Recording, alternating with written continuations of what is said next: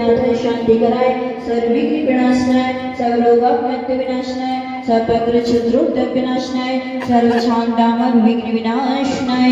ओम ह्रां ह्रीं ह्रूं रौं ह्रस्या उषा। श्रीमती शार्वी जैन, श्रीमान सौरभ कुमार जी जैन, कुमारी स्वस्ति जैन, शुभी जैन, टीकमगढ़ सा परिवारस्य शास्त्रावर्तम आरोग्यार्थम श्रीमती निशा जैन, श्रीमान नरेंद्र कुमार जी जैन, श्रीमती संचिता जैन, श्रीमान सौरभ कुमार जी जैन, तनु शिल्पा ईरिया समस्त पाइया परिवारस्य बुढ़ार स्वास्थ्यावर्तम आरोग्यार्थम श्रीमान देवेंद्र कुमार जी, श्रीमान सुरेंद्र कुमार जी, श्रीमान नरेंद्र कुमार जी, श्रीमान वीरेंद्र कुमार जी, बरगद वाला परिवार बुढ़ार शाह परिवार से शास्त्रावर्तम आरोग्यार्थम श्रीमती शशि जी, श्रीमान धर्मचंद्र जी जैन, श्रीमती पूजा जैन, श्रीमान सचिन कुमार जी जैन, श्रीमती साक्षी जैन, श्रीमान प्रतेंद्र कुमार जी जैन, प्रियंका जैन, धृति जैन, कटेरा सा परिवार से शास्त्रावर्तम आरोग्यार्थम श्रीमान शेखर चंद जी जैन, श्रीमती सीमा जैन, श्रीमान चंद्र कुमार जी जैन, श्रीमती दीपाली जैन, श्रीमान सुबोध कुमार बल्ली बल्ब जैन, श्रद्धा, चारू, शुभम, रिया, सुबीर, रेशु आदि धैर्य समस्त सेठ परिवार से बमोरी शास्त्रावर्तम आरोग्यार्थम श्रीमान राजेंद्र कुमार जी जैन, बड़ा मलहरा शास्त्रावर्तम आरोग्यार्थम तुष्टिम पुष्टिम चाकरो गुरु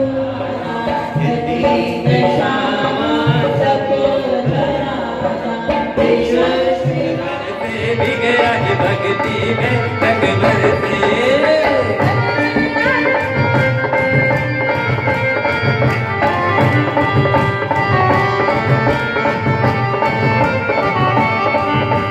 सोने की थाली में रंग भरते बिगे आज भक्ति में बिगे आज भक्ति में रंग भरते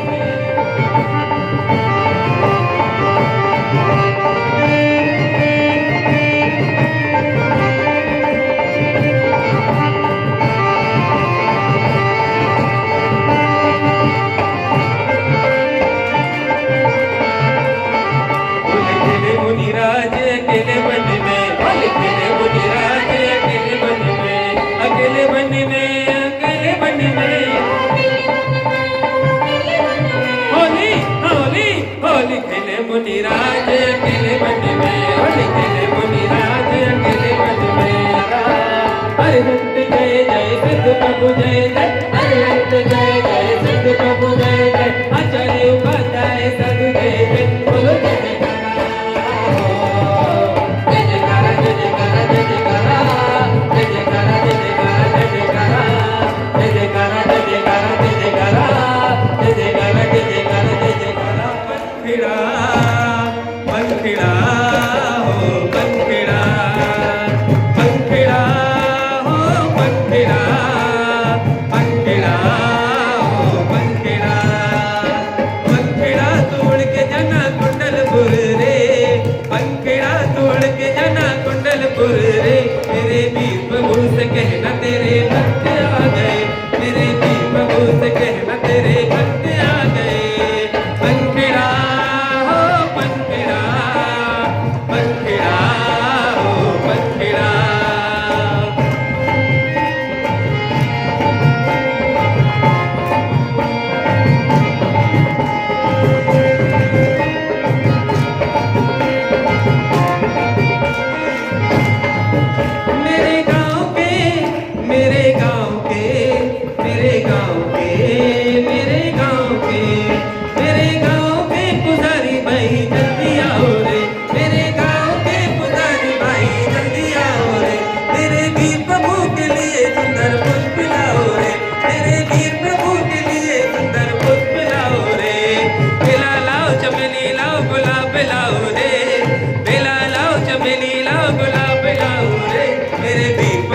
कहना तेरे भक्त आ गए मेरे वीर प्रभु से कहना तेरे भक्त आ गए पंखिड़ा हो पंखिड़ा पंखिड़ा हो पंखिड़ा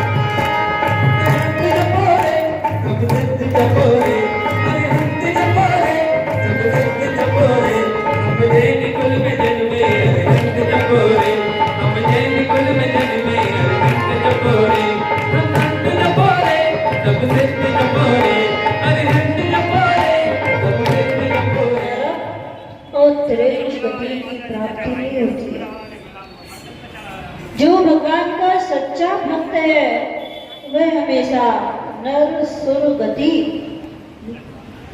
मनुष्य गति और देव गति को प्राप्त करता है और अंत में अष्ट कर्मों को नष्ट करके शुद्ध परमात्मा बनता है। उस मैडम के बारे में आप सभी ने सुना होगा। पंडित प्रवर भागेंद्र ने भी एक त्रिंच का उदाहरण दिया है। जहां जहां भक्ति में उदाहरण मिलते हैं, कहीं मनुष्यों को नहीं मिलता है, या तो देवों का मिलता है या त्रंचों का मिलता है। वह बावड़ी में रहने वाला दरदुर मेढक, और जब राजा श्रेणिक विपुलाचल पर्वत पर राजगृह में भगवान महावीर स्वामी की भक्ति करने जा रहे थे और उस मेढक के कानों में बाजों की आवाज पड़ी। सभी भगवान महावीर स्वामी का जयकारा लगा रहे थे। उस मेढक के कानों में भी पड़ी। मेढक कितने इंद्रिय जीव है? पंच इंद्रिय, शंगी जीव है, उस मन सहित है। और उस मेढक ने जब सोचा कि भगवान महावीर स्वामी का समोसरण आया है, मैं भी भक्ति करने जाऊंगा। प्रमोदित और प्रमादित मात्र एक मात्रा का अंतर है, लेकिन भावों में विशाल अंतर है। प्रमुदित मन से रात में आप लोग जब सोते हो तो सपने में बार बार आता है कि सुबह मुझे विधान करने जाना है। सुबह कोई 4 बजे उठता है, कोई 5 बजे उठता है कि 6:30 बजे मुझे मंदिर जी पहुंचना है। ये हमारे प्रमुदित मन है। जिनेंद्र देव की मात्र मन में चिंतन आना, मुझे मंदिर जाना है, उसी समय आपने एक उपवास का फल प्राप्त कर लिया। और जब सुबह उठ करके सारंभ प्रारंभ करते हैं, पानी छानते हैं, नहाते हैं, सोने के वस्त्र पहनते हैं, आपने 10 उपवास का फल प्राप्त कर लिया। और जब आपने हाथ में द्रव्य ली, आपके उपवास की संख्या बढ़ गई। आप घर से दहरी के बाहर निकले, आपके उपवास बढ़ गए और आप मंदिर से और घर के बीचों बीच आ गए। आपके लिए 1000 उपवास का फल मिलता है। और जब आप मंदिर में आकर के 3 भगवान के दर्शन करते हैं, 3 परिक्रमा लगाते हैं, स्तुति स्तोत्र पढ़ते हैं, आपने उस समय अनंत उपवास को प्राप्त कर लिया। जिनेंद्र देव के दर्शन करने मात्र की इतनी महिमा है। भगवान के दर्शन करके जो भी कार्य करोगे वह निश्चित सफलता को प्राप्त करेगा। आप लोग कहते हैं अध्यावश्य फलिता नयन द्वयश धीवत्तदी चरणाम्बुज वीक्षुणीन अद्धत्रलोकितिलिक प्रतिभाषुते में संसार वारिधिरयं चुलक प्रमाणे। जिनेंद्र देव के मुख का दर्शन करने से हमारा संसार सागर चुल्लू भर पानी के समान रह जाता है। इतना बड़ा समुद्र और उसमें हमारे भव चुल्लू प्रमाण पानी के समान रह जाते हैं। वह मेढक भी सोच रहा था कि मेरा पुण्य कब उदय में आएगा कि मैं भी भगवान महावीर स्वामी के दर्शन करने जाऊंगा। बार बार फुदक करके और बाल्टी में चढ़ता था, वह शैतानी उसको फिर निकाल देती थी। वह बर फुदक के फिर चढ़ता था, फिर निकाल देती थी। अब वो भी नीचे चिपक गया। मन में विचार करता है कि 3 लोग के नाथ के सामने क्या मैं खाली हाथ जाऊंगा। उसने एक कमल को अपने मुख में दबाया, लेकिन कमल बड़ा था, वह बेचारा जीव छोटा सा था। प्रयास किया उसने, पुरुषार्थ किया, लेकिन कमल को नहीं लेके आ पाया। तो उसमें से उसने से एक पंखुड़ी निकाल ली और वह उसने अपने मुख में दबा ली और वह रस्सी के द्वारा ऊपर आ गया और फुदकते फुदकते विपुलाचल की ओर बढ़ गया। इतनी सारी भीड़ इतना बड़ा दलबल, इतने सारे हाथी घोड़े पायदे रथ, कहाँ वो छोटा सा मेंढक। और जैसे ही राजा श्रेणी के हाथी ने पैर उठाया, उसने छलांग लगाई और उसने पैर रखा, उसके पैर के नीचे आ गया। उस मेंढक के प्राण पखेरु उड़ गए और वह भगवान की भक्ति करने के भाव से स्वर्ग में जाकर के देव हो गया। और जैसे उसका जन्म हुआ, उसने अपना वधियान लगा लिया, मैं कौन था, कहां से आया, इस देव पर्याय में कैसे आ गया, और उसको अपना पूर्व भव का अवधि ज्ञान द्वारा दिखाई दे गया। अरे मैं एक मेढक था, बावड़ी में रहता था, भगवान की भक्ति के प्रभाव से मेरा स्वर्ग में जन्म हो गया और वह वहां से सीधा जन्म लेकर के और भगवान महावीर स्वामी के समूह शरण में आ गया। राजा श्रेणी भी अपने दलबल के साथ समूह शरण में प्रवेश किया। देखती है सारे देव बैठे हुए हैं, लेकिन एक देव विशेष दिखाई दे रहा है। भगवान महावीर स्वामी से राजा श्रेणी ने प्रश्न कर दिया, हे भगवान, ये देव एक से दिखाई दे रहे हैं, एक से मुकुट लगाए हैं, लेकिन ये नया देव जो है, इसके मुकुट पर मेढक का चिन्ह बना हुआ है। भगवान महावीर स्वामी की दिव्य ध्वनि में कहा, हे श्रेणी, ये देव अभी अभी स्वर्ग में उत्पन्न हुआ है और भक्ति करने आ गया है। ये देव एक मेढक की पर्याय में था, एक त्रेंच की पर्याय में था, लेकिन भगवान की भक्ति करने के प्रभाव से तुम्हारे हाथी के पैर के नीचे आकर दब गया है, प्राण पखेरु उड़ गए। और ये वो ही मेढक का जीव है जो अभी अभी जन्म लेकर के आया है। भगवान की भक्ति की अचिंत्य महिमा है, उनकी महिमा का कोई चिंतन नहीं कर सकता। हम सभी यहाँ पर कह रहे हैं कि धर्म के प्रभाव से कुत्ता भी देव बन जाता है और अधर्म के प्रभाव से देव भी एक इंद्रिय जीव बन जाता है। लेकिन जो भगवान का सच्चा भक्त है, वह भक्त संसार में हर कहीं शुभ गति को प्राप्त करता है। दासी का दास होना मंजूर है, लेकिन सम्यक दर्शन के साथ, जिनेंद्र देवी की भक्ति के साथ।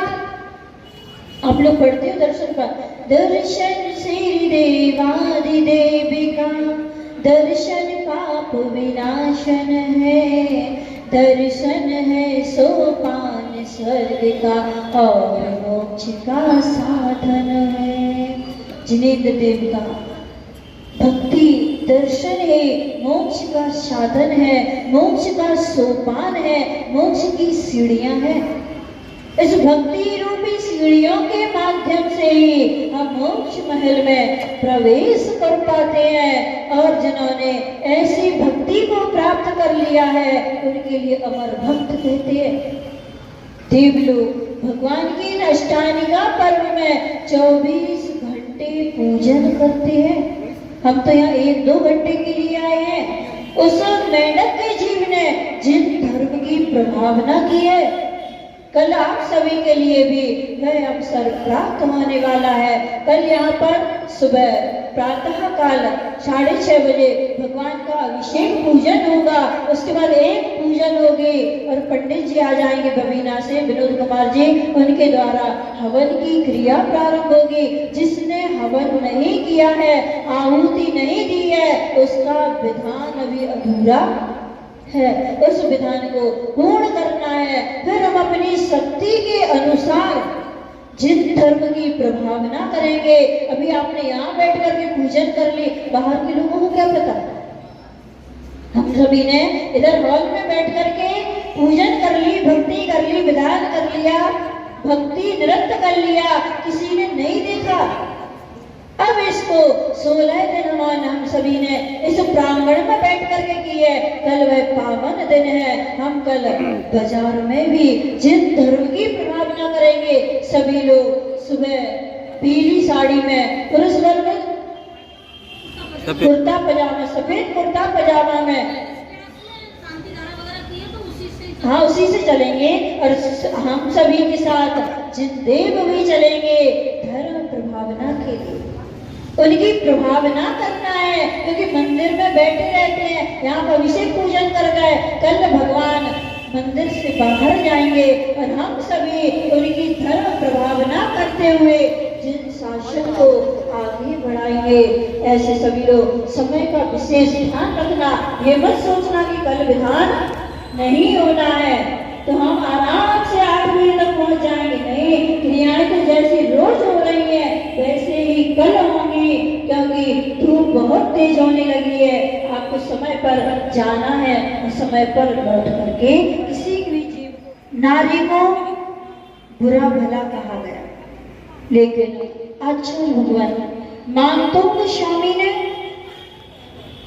माँ की भी स्तुति कर दी, माँ के लिए भी भक्तांबर में काव्य रचित कर दिया।